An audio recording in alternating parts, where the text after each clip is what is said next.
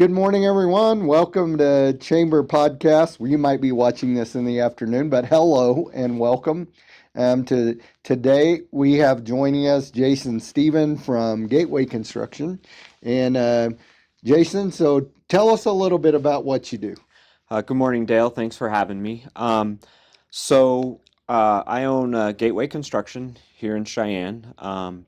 We build homes in northern Colorado and southeast Wyoming primarily. We have actually just started building some homes up in Casper as well. Um, Been in business since 2001. Grown steadily since I think we closed our first house in 2004.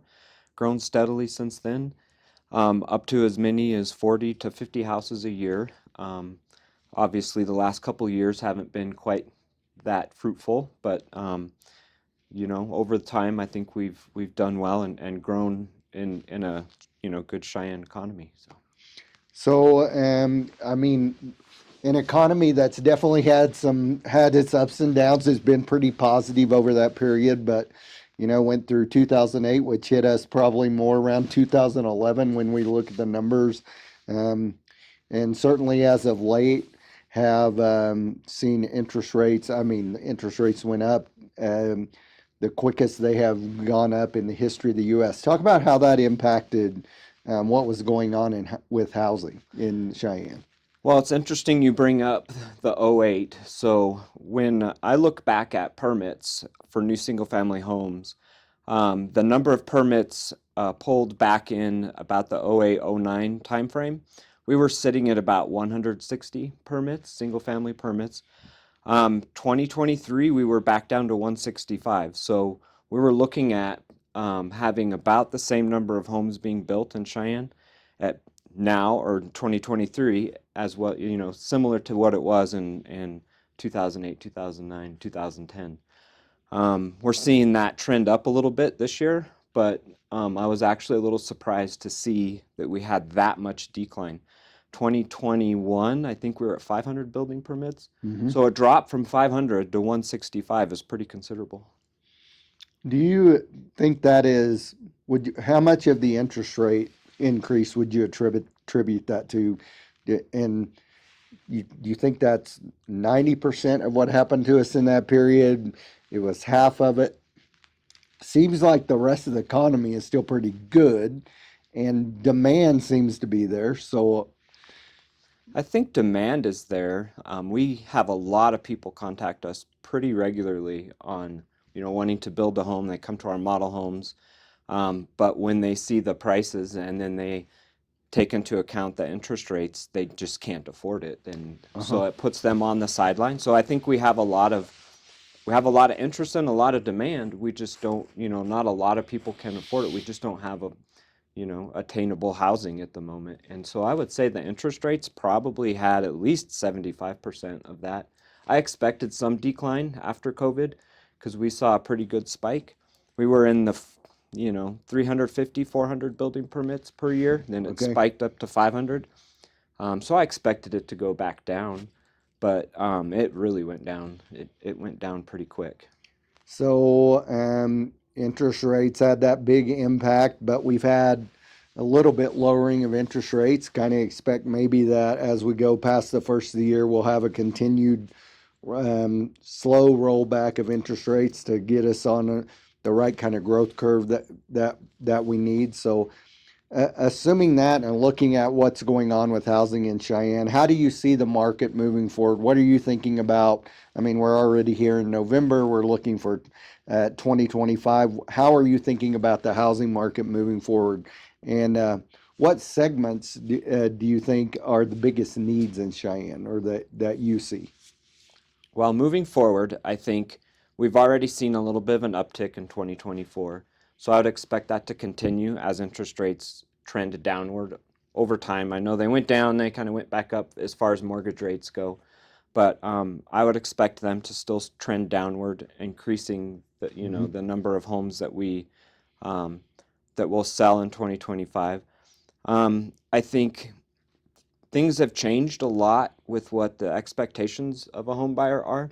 When they look at a house that's at 500, 600,000, and that's a pretty basic house currently in the way things are with costs, their expectations are a lot different. So I think you're going to see, um, the way homes are built and the expectation of the buyers is going to change. I also think that you're going to see more homes, and we've already seen it really in rural areas. After COVID, we saw a really big spike in people that wanted to have the 5 acres, and the house Hmm. on property. So I think we'll still continue to see that trend upward. We get a lot of people coming from Colorado and out of state that they want to have space and they want to have land, and we have it. So, um, we see quite a bit of that moving forward too. So when you talk about a $500,000 house, $600,000 house, it, our average family income in Cheyenne's about 78,000. Actually, that's pretty strong, right? So that means we got a lot of people earning more than that, obviously. Um, but still, yet when we just think about those averages, that's a pretty long step from $78,000 a year to a five or $600,000 home. So how do you look at the future and think those two items will be rectified? I mean, um, do we see things in the housing industry that, hey, these technological advances or whatever might make home building cheaper?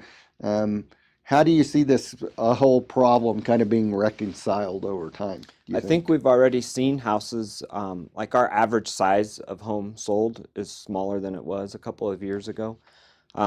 You're going to see, even right now, there's not that many new homes being built with three-car garages, ironically. A lot of cottage style homes are being built, smaller lots, smaller homes. I think we've already seen that, and we'll continue to see that moving forward to try to keep that, the income and what people can afford to make that match what it is that we're building.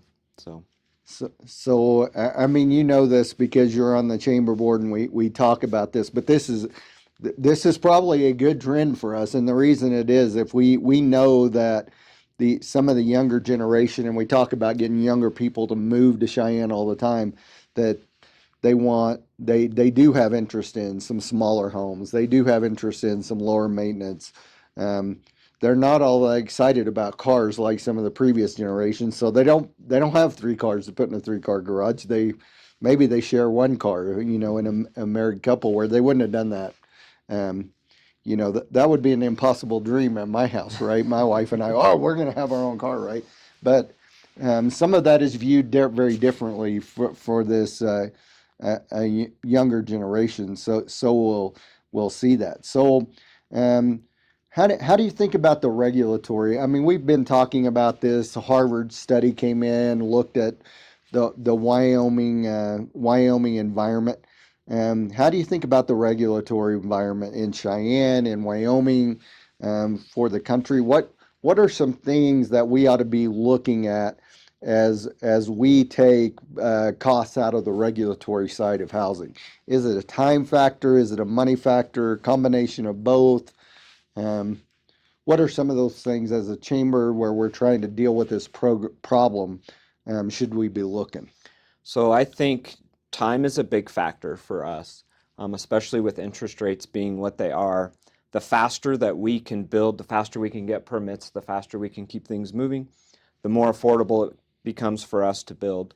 So I think time is a big factor. I think that regulations are huge, um, whether it be zoning regulations, landscaping requirements, building requirements, all of those um, come together to add cost to homes and to commercial or multifamily projects as well. So allowing for reduced lot sizes, not being as restrictive with your zoning requirements. A lot of that stuff I think could have a real impact on, cumulatively have a real impact on home prices, especially in our area. Landscaping costs are just really through the roof right now. And, some of the requirements, especially on multifamily, are just, they add so much cost. And I think there are some better ways that we could achieve, having a very nice looking landscape around our properties without adding so much cost to them. Yeah, and I think, we have some other issues that feed into our interest on that, like, you know, in a high growth area, and we are limited certainly by water and power and these things. So this has to be part of our math as we move forward. So, thinking about the type of house you're building, I want to talk about this multifamily a little bit. So, multifamily, from the information that I see, it's really changing across the country, right? Where you had, um, it was kind of, as we started out in our careers, we were younger, we lived in an apartment or a duplex, and then we kind of moved to, we're going to buy our first starter home, and that's probably still true um, for a lot of America. But we also see this growing population that doesn't have nearly as much interest in perhaps owning a home. They want to rent someplace, but they're pretty high earners. They want to rent, maybe a duplex or a condo type situation that is a little higher end, and they will make a mortgage payment to do that. So that's kind of what the national math tells us. So do we see that in Cheyenne, where we have these young professionals that, hey, I want to lease a really nice place, um, and so I can find a place to live, but you really don't have what I want. So talk about that. Do you see that?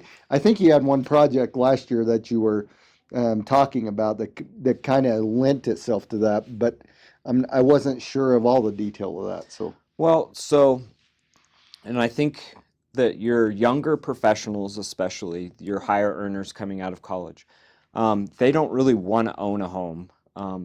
They want to have a lot of the amenities. They work from home a lot of times, but they want to have the amenities, um, and they're willing to pay for those. So your on-site gym, your community areas, the workspaces where you can go and sit down with other people that are also working from home, and there might be a nice fireplace off in the corner and a coffee bar over here, printers in, off in the other area, or some small meeting rooms. They want those kind of things. And they don't want to mow their yard. They don't want the maintenance issues of buying a home. And we did a pretty extensive survey and did a lot of research on that, and we felt that that was really something missing in Cheyenne. mhm. So to keep your younger professionals here, or to encourage them to move here or be here, stay here, um, we felt that we needed to be providing more of those amenities for that, those younger professionals. Um, I know there's some places in other cities, Salt Lake City, Denver, where these people are paying $3,500, $4,000 a month in rent, but they have all the amenities they want. They have covered parking. They Mhm. have a place to park their bike that's secure. Just all these, rooftop pools. And I don't know that we need to go to doing rooftop pools in Cheyenne, but I do think that if we could provide some of those amenities, we could really attract, younger professionals to stay here as opposed to moving away. Well, if you're going to do a rooftop pool today, you might want to take a blanket out as you Yeah, go. it would definitely be heated, right? That's one of the interesting things is that we know, looking at the math, that um, Cheyenne, as far as the math works, is a lot like some of these other communities. Like that income number I shared with you, actually, that's a pretty strong income number when we look across the United States, right? And so, and we do have quite a few young professionals that are looking at jobs. We are changing here, right? We have, um, the data centers have come in, the tech workers from a number of different tech areas, right? Where you got some companies working with artificial intelligence, you have other companies working with cryptocurrency. So these higher earning young professionals have different demands, and if we want to keep them, we're going to have to respond to that. I know that we're also expanding the missile field, and we're going to see a lot of those folks come in. A lot of those guys are going to be significantly higher. They're going to have significant incomes. But they are younger people that have come out of college. They're engineers, they're astrophysicists. We always think about that guy as some 90-year-old guy sitting in a corner with his pencil, but that's not really how the world works Right. anymore, right? So I think we want to keep an eye on that. As we've been talking about the housing thing in Wyoming, one of the things, and almost this is a problem for cities across the country right now.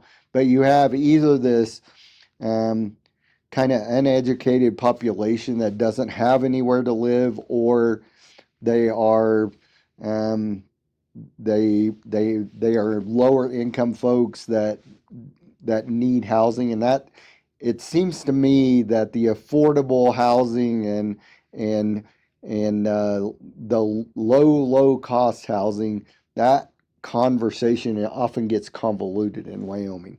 Um, so do you hear that? I mean, are we moving to a place where everybody should own a house? Do we hear? I hear that out of government. Do you hear that too? And how do you as a building community across the country talk about some of these problems? Because I know everybody's got them.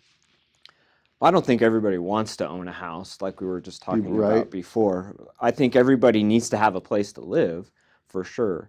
Um, I think from a builder's perspective, we can't really build the affordable house. We can't build affordable housing without some sort of subsidy Mm-hmm. because there we just don't have that much control over our prices.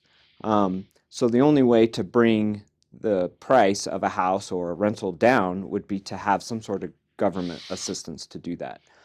I think you can still attack the problem from a different perspective, though. You can provide market rate housing or you can provide attainable housing. Um, a for-profit builder can do that. That then creates more homes for people to buy or more apartments for people to rent. People will have a tendency then to move up, which then causes vacancies in the apartments that are of a lower price range, a little bit older, which then allows those people who can't afford the brand new nice apartment building to move into those. So I think by even building at market rate, I think you can actually have an impact on that affordable housing problem. So in 2015, we did Forward Cheyenne work, and we did that with a lot of partners from around the community. But at that time, very, very short of housing units, right? We saw that probably around 5,000. That's kind of the number we used. It was 5,230. What a mathematician would come up with. Um, but it seems like we've built a lot of housing in Cheyenne, and a lot of it was focused on multifamily, right? So how do you think we're setting with multifamily housing in Cheyenne? Are we kind of on track as long as we kind of keep with this building? Are we still a little behind, do we think? Um, and also, I would ask you to address in that what segments are we are we caught up in, and what segments do we still have some big gaps in, do you think? So I think that we're catching up. I think we've put a ton of multifamily units out there, built a ton of them in a very short period of time. Mm-hmm. Um, and that maybe it's hard to absorb those into a community that quick, even though the need was there. Mm-hmm. When you open that many doors, basically all at once, it's difficult to get them to, fill up and have people move in. So Right. I think we've seen a little bit of a struggle of absorbing as many as we're building, as quickly as we're building as a community. But I do think the need is still there. I think it just takes time. One example might be I see a lot of people that live in Fort Collins but work here. So they like that community better. They like the housing, the apartment, the amenities that are provided in a Fort Collins location. So they live there and then drive here for work. Well, it takes time once these apartments are built for their leases to expire and then decide to move up. It just takes time to absorb all of that. So I think maybe we've built a little too many, a little quick, but I do think that they're going to get absorbed and that need's there. And I think that we need to continue to develop more because I think with the industries that are coming, um, and the missiles and all the other stuff that's happening, we're going to need them. So I think a nice steady increase would be better.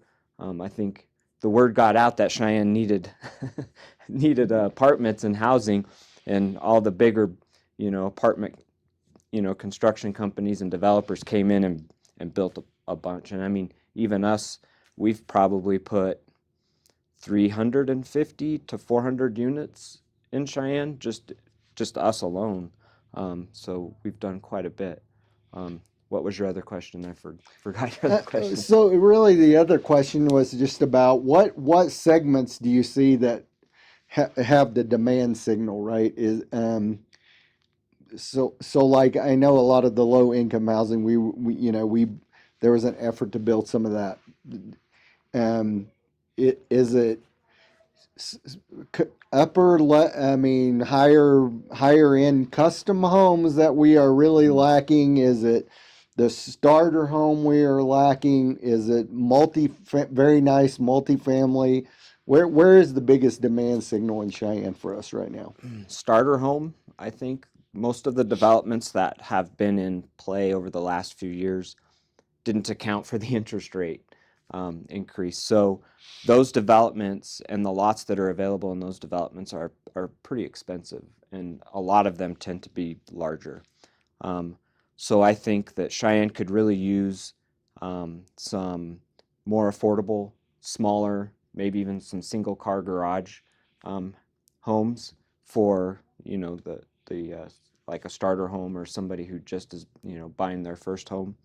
I still think we're missing out on having these nicer apartments with the amenities that your younger professionals are looking for. Mm-hmm. Definitely still, I believe, missing that, even with some of the new apartment buildings that are being built, and they are providing more amenities, but it's not to that level that I feel you really need in order to really draw and keep that young professional, person here.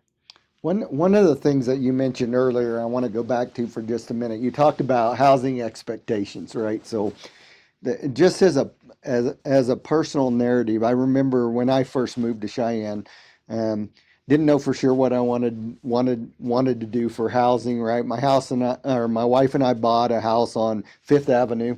Um, I think it was a total of like 1,800 square feet. Nice little house and pretty cool. One of those older avenues homes. Um, but I was talking to the neighbor who'd been there many, many years, right? And we were just talking one day, and you know, a family had lived there that he said, well, my neighbor and our kids grew up together, and I said, oh yeah, and we started talking, but the neighbor had like 4 kids, right? So raised 4 kids in this little brick house on Fifth Avenue with 1,600 square feet, right? And we would take that as a like, oh, you could never raise 4 kids Right.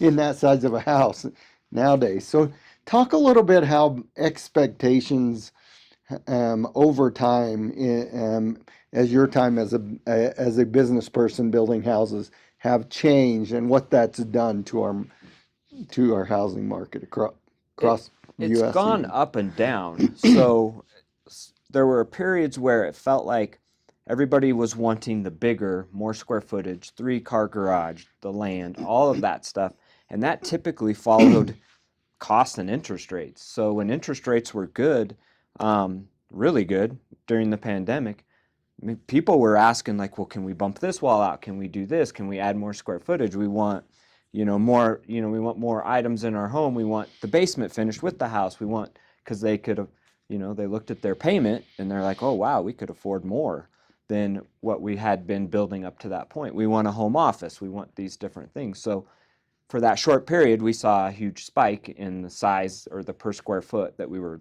typically building. Then as soon as interest rates started going up, now everybody wants something smaller. Um, but and then I think a lot of people thought prices would come down, and they really haven't. And so you also have people now that are coming in and buying homes, like I was saying, at $500,000, and they're like, well, what do you, it has to come with quartz. Like it doesn't come with quartz countertops. There's an Right. expectation of what a $500,000 house should contain without taking into consideration that prices of everything exploded. So it is hard to get those expectations sometimes to meet with what you can actually build for 500,000 because the prices did increase so quickly.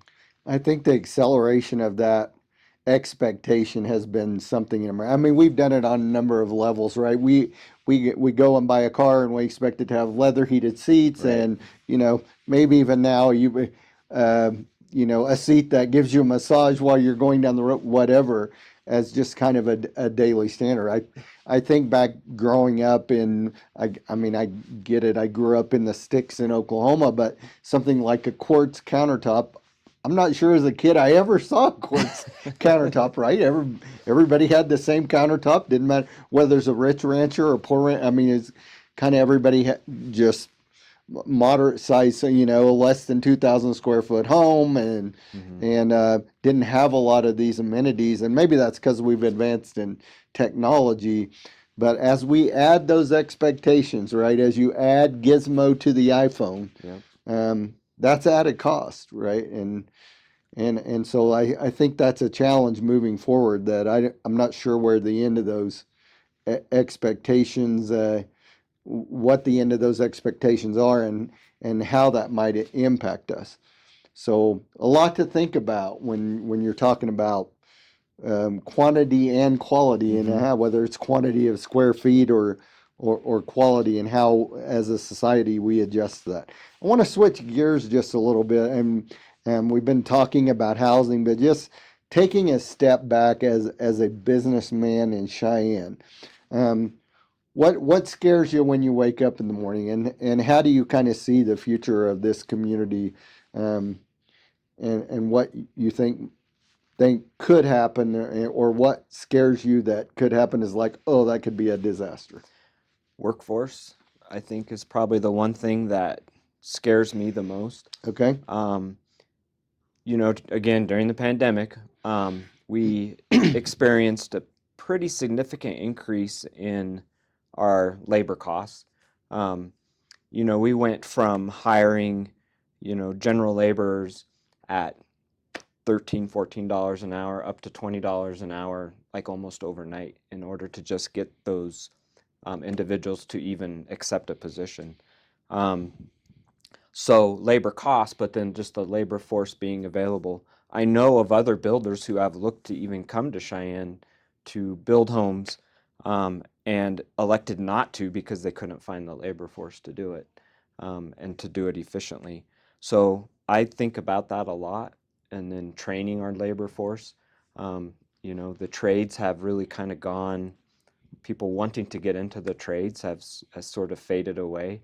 Um, you can make really good money in the trades. An electrician, a plumber. These guys make good money. They're good professions to be in, Mm-hmm. um, and I think people just don't understand that anymore. And so I worry a lot about that. We have a really hard time finding enough electricians, enough plumbers, enough mechanical people to do what we do. So that's a big concern of mine. That's probably number one, at least on my list, or what I've been waking up at night about and You, thinking about. as we've gone through these podcasts, we've talked to people that have come from a number of backgrounds, right? Whether it be, a credit union or a bank, or a different kind of business, but workforce comes up in every single discussion. One of the challenges I think we face as a nation is that if you go to Boston, Massachusetts, or you go to Dallas, Texas, or workforce is a problem everywhere, right? And so one of the things that I worry about for Cheyenne is that people think that we can import workforce from somewhere else, and I'm not sure that's a reality for us, because it's a problem nationwide that is really going to tax us. So when we think about workforce, though, in some of those other industries, what we talk about is, well, we're going to have to replace workforce with technology as AI comes on board.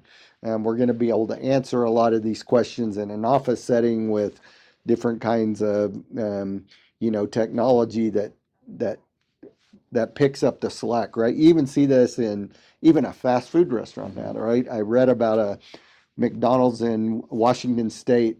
They only have 2 employees in the whole McDonald's, and both the employees are working on robots. Um, so they've been able to deal with that workforce crunch with technology. How do you see technology affecting your industry? And do you see a day when a robot can do the work of a plumber, or what's being talked about for dealing with this workforce issue from technology in housing?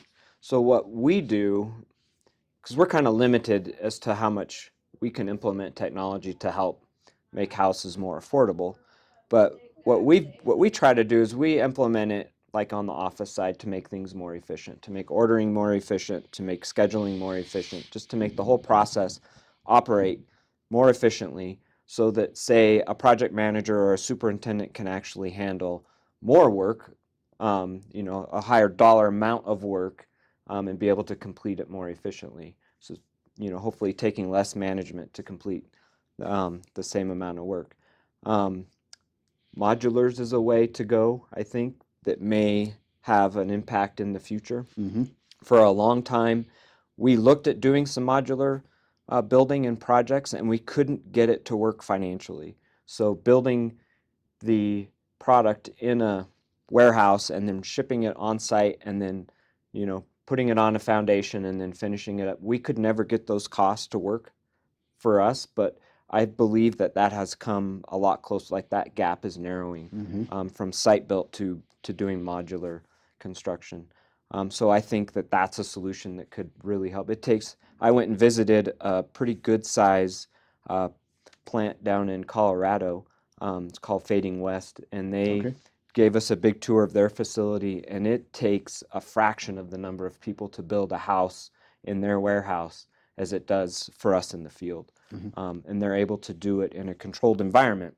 And they're using a lot of technology and even implementing some AI stuff and some robots to do some of the work.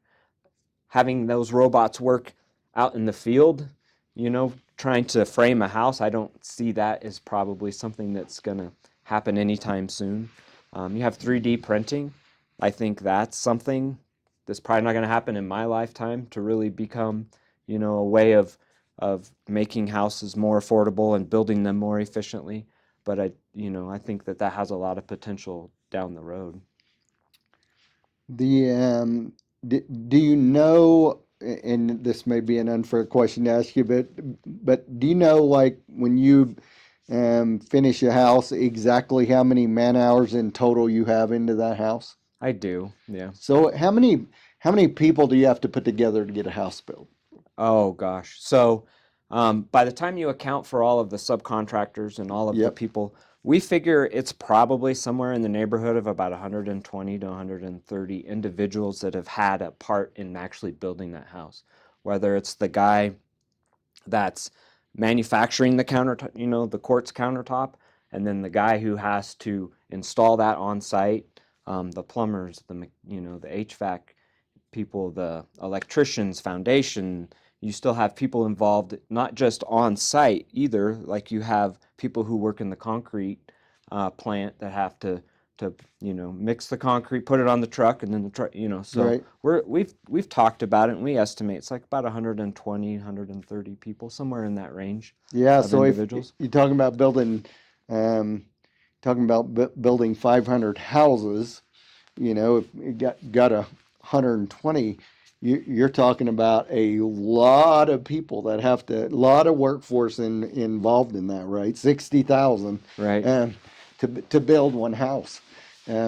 So that workforce thing is going to continue to be a challenge for you, isn't it? It will. So we average right around for the past couple of years between 25 and 35 employees, and most of that is um, management, accounting, supervision. We have a few carpenters and a few of the guys that actually do the physical work in the field, but most of it's management. So when Right. you start to take into account that we probably actually employ 150 to 200 people when you consider the subcontractors, and that if we didn't build those 30 or 40 or 50 houses that year, there's several hundred people that probably wouldn't be employed. Right. When I was doing a podcast earlier, and one of the things we brought up that, and I want to ask you your opinion on this, is that, one of the things that has impacted us in the trades is that um, 40 years ago, 50 years ago, um, you have a leak underneath your sink, and dad or grandpa crawls underneath the sink and fixes it, Mm-hmm. right? Or, you're going to put in a light switch, dad or grandpa runs down to the local hardware store, buys the switch, brings it home, puts it in. Um, I think my opinion is that's not as common nowadays, and that puts a stress on our tradespeople. Do, do you think that's true or not? You try to find an electrician who will come install a light fixture for you and let me know how that goes. It's really hard to find. A lot of them are busy doing the new construction Mm-hmm. or doing these bigger projects, and they're like service people are very hard to find. um, and we get calls all the time, whether it be from somebody we sold the house to or just somebody who's calling and they say, we can't find anybody who will help us fix this, or we can't find anybody who will help us install this. Can you? And everyone, if we have somebody available, sometimes we try to help them with that, but that's not in our wheelhouse either. Where we're more focused on building houses and apartment buildings to peel somebody off to go, help somebody, install a cabinet or put a countertop on or fix a countertop or, something like that. It's just not really, it's not efficient for us to do that. But um, we get those calls all the time that they just can't find a handyman that can come do some paint for them, or to like my cabinet, a door fell off of my cabinet. I can't find anybody who knows how to put it back on. Right. Uh, Yeah. and that's tough. I'm on the contractors licensing board here in Cheyenne, and every time I see somebody come get licensed that says that they're going to open a handyman business in Cheyenne, I just thank them so much Right. because they're so hard to find, and hopefully, they'll take some of that stress off from individuals. And people get really upset when they call and you say, "Well, I'm sorry, that's not, we don't really do that type of work." Like they get upset about it that you don't do that kind of work. So I can understand their frustration though. Right. One of the things you talked about was the modular housing, right? So modular housing's really changed, right? I think if you go back 20, 30 years, you think about a modular house, Hmm. it's basically a trailer house with the wheels Right. chopped off. But there's some pretty amazing things happening in a modular house construction, right? So t talk about that house that comes out of a modular house factory nowadays. It's a lot different, and they have very strict code requirements to in doing that. So to think that, and a lot of people think, well, then it's a lower quality home, and I don't really think it's that way anymore. And in fact, in some ways, it might even be better because you're building a home in an environment that's controlled. When we're out there building a house in Cheyenne, and the wind picks up, and it's you know, you know, 20 below zero, the quality that person, is his work quality is going to be affected Yeah, by that certainly. freezing cold. Trying to install plumbing when it's that cold it's not comfortable. So I do think building in that controlled environment can actually help quality because of technology and engineering and design and the way things are done now, especially with like your CAD programs and that type. Um, they're building modulars, or they're building apartment buildings out of modulars. And when you look at them when they're done, you can't tell. Like you look at it and the way they're able to put those little pieces and parts together in chunks, it looks like any other apartment building that you would see. And I think that's that way for homes too. Um, it's a little more difficult to do that with a house because there's not as much room. There's not so many parts to put into it. But even just adding a little bump out, or by the time you add the garage or play with the roof trusses, it's going to look pretty much just like any other home, but yet be more efficient to build. Hmm. Very good. So, we've talked a lot about the housing thing. Let's talk about you for a minute. Uh-oh. So, uh, just tell us. So you are a business, an active business here in Cheyenne. Obviously committed to the community.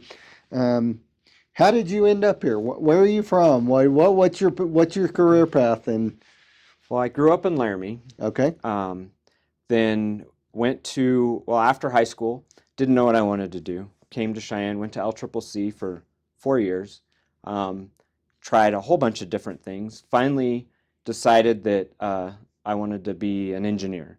So I went back to Laramie, went to UW, got a civil engineering degree, and then got an offer to do an assistantship with a professor and paid for my master's. So then I got a master's degree. hmm, I got that master's degree in 1999.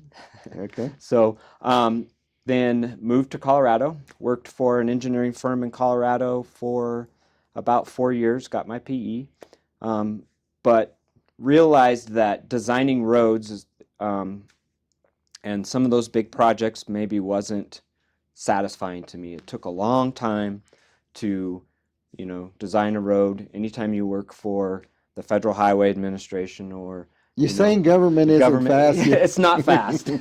It was very slow. And I thought to myself, I'm going to do 5 big projects in my lifetime at this rate. Yeah. So I decided to start a construction company. Actually did that while I was an engineer for a while, working for the firm in Colorado. We started out just kind of doing some odd jobs. We eventually kind of moved into doing foundations and framing. And then in 2004, we built our first house in Western Hills. Okay. And then after that, we just kind of started, my dad and I just kind of started building the company slowly over time, Right. adding more people, and then here we are today. So, located in Cheyenne. So, um, these don't last that long. So we'll kind of finish up here. But I want to get your perspective on how you think about Cheyenne as a community. What do you think that you really like about Cheyenne and you're very hopeful? And maybe mention an area that you think, hey, we need to work on this if we're going to have a truly great future in this community. So what I like about Cheyenne, I love the community, um, and I just feel like it has come a long way over time. I like that it's big enough that we have, some things here, some restaurants, some better shopping, and it's improved over time. Um, that it's big enough to have those things, but we're small enough not to have the traffic of Fort Collins, or Denver, of a Mhm. bigger community. Um, uh, I love the school system here, and I think that's for Wyoming as a whole. Mhm. Coming from having lived in Colorado for a while, and actually, my 2 sons were born in Colorado, and to see how education works in Colorado and how it worked up here, we were more than happy to move up here and have our kids attend schools here, and glad that we did it. The University in Wyoming was great. Lots of opportunities there for a very affordable education and a good education. So those are some of the things that we liked about Cheyenne and about this area. Um, I think that Cheyenne, like I say, it's grown, and it's improved a lot since I've first came back, really. And what I'd like to see happen in the future is I'd like to see us not be maybe quite so far behind. What we find a lot, we go to the National Association of Home Builders Mhm. builder show every year, and we see a lot of new things and a lot of really interesting things that are coming. And we always talk about it, and these are things that are going on in other markets, but that take like 10 years to get here. And I would like to see Cheyenne become a little more progressive, a little more advanced in that, be able to and be willing to accept a little bit more change, and at least in my industry anyway, and start to see things improve in that sense, so that we don't see these trends of technology and home designs and efficiency design, efficiency of homes take so long to get here. So one thing I am concerned about for the future of Cheyenne, I think it's not just a problem for us, but I definitely would think this would impact housing as well. And as a civil engineer, you probably think about this some, is infrastructure in the community.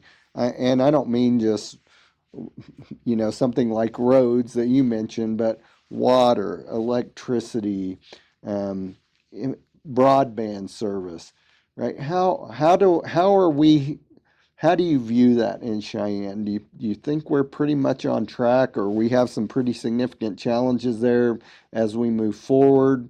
What are your thoughts on that? So I think like your broadband, your high-speed internet, we do pretty well on. When I tell people that are not from here and they're looking to purchase a home here, and we have these discussions and we say, yeah, all of our developments have high-speed internet. And they're like, really, in Wyoming? So I think we do okay there. And I know of some other communities and even metropolitan areas that don't have as good a high-speed internet as we have here. So I think that part's good. I think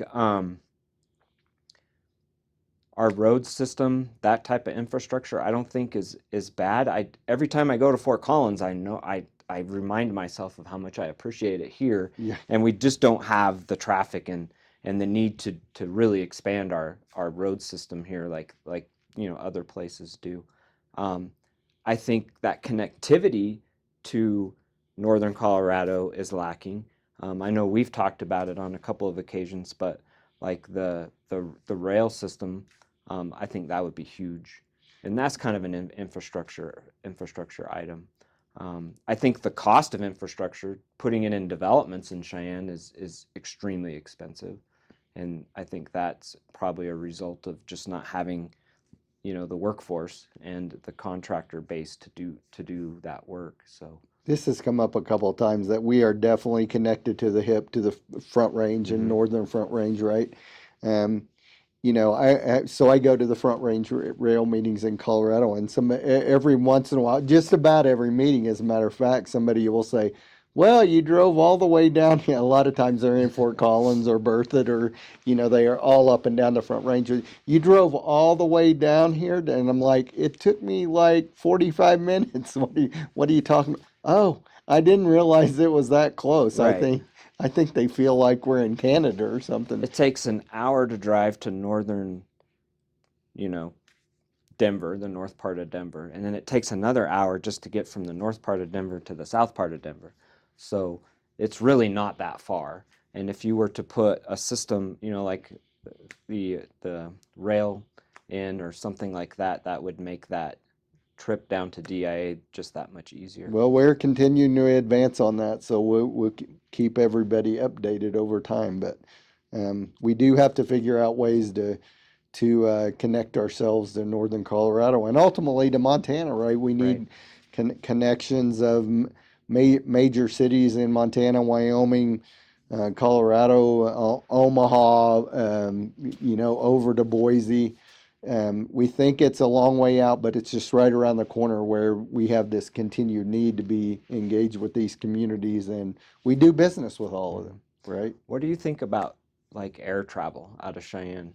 So maybe this is somewhat of an infrastructure talk a little bit, but like I find it very annoying to drive to Denver and DIA and you spend 2 hours getting there and then you have to be there 2 hours early. The parking and all of that. Um, I just feel like if Cheyenne could get a little bit more flights leaving here to going to even places like Arizona or Las Vegas or just a few stops like that, that you would actually attract a ton of people from northern Colorado here to actually, travel from here to those other to those destinations as opposed to going to DIA. And I don't know. That's I, one thing that I think Cheyenne could really use more of. I think as we built a new terminal, of course, and we got those United flights, and I mean, if you ever drive by the airport, the parking lot is packed, and if you ever take any of those flights, most of them are packed, right? Um, so I think that that will advance. I think the challenge for us has been is that Denver is right there, right? Right. So, kind of when we started talking about this 15, 20 years ago, we certainly had some Great Lakes flights, but that was challenging in some ways. So frankly, the traffic down I-25 wasn't that bad then. But this area is exploding in population, and as that's happened, I think you see people that like now they're understanding we got to have an alternative to that. So I agree. I think us continuing to focus on air travel as we move into the future will be important, and we're certainly demonstrating that we will utilize it if it is here, right? And as I-25 becomes more and more and more problematic, um, that will continue to be true. So I know the airport's working on that, but I'd love to see some more options. I know they're talking about some now. Hopefully they will achieve this. The interesting thing about going to Denver is that, you know, so everybody started doing, well, we'll go through Greeley instead, right, to avoid the I-25. But now that's as packed Right. that's as packed as I-25 is, right? Well, Jason, thank you for coming in and spending some time with us today and teach us all a little bit about where we are at with housing in Cheyenne, and appreciate the time that you gave. And hey, if you need a new house built, you can call Jason at Gateway Construction. Thank you, everyone, for listening, and please let us know your comments or questions. See you later. Thank you, Dale.